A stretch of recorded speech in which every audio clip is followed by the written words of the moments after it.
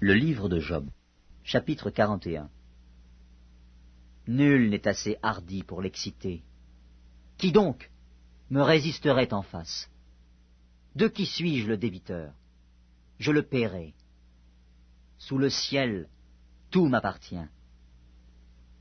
Je veux encore parler de ses membres, et de sa force, et de la beauté de sa structure. Qui soulèvera son vêtement? Qui pénétrera entre ses mâchoires?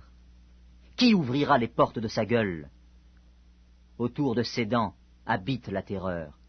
Ses magnifiques et puissants boucliers sont unis ensemble comme par un sceau. Ils se serrent l'un contre l'autre, et l'air ne passerait pas entre eux. Ce sont des frères qui s'embrassent, se saisissent, demeurent inséparables. Ses éternuements font briller la lumière. Ses yeux sont comme les paupières de l'aurore. Des flammes jaillissent de sa bouche. Des étincelles de feu s'en échappent. Une fumée sort de ses narines, comme d'un vase qui bout, d'une chaudière ardente. Son souffle allume les charbons. Sa gueule lance la flamme. La force a son cou pour demeure, et l'effroi bondit au-devant de lui.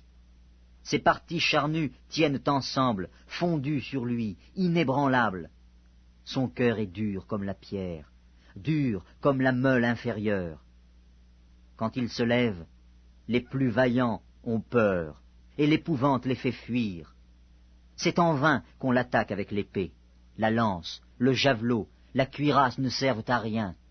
Il regarde le fer comme de la paille, l'airain comme du bois pourri. La flèche ne le met pas en fuite.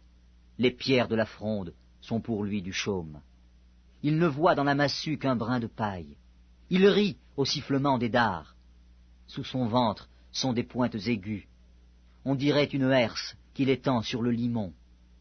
Il fait bouillir le fond de la mer comme une chaudière. Il l'agite comme un vase rempli de parfums. Il laisse après lui un sentier lumineux.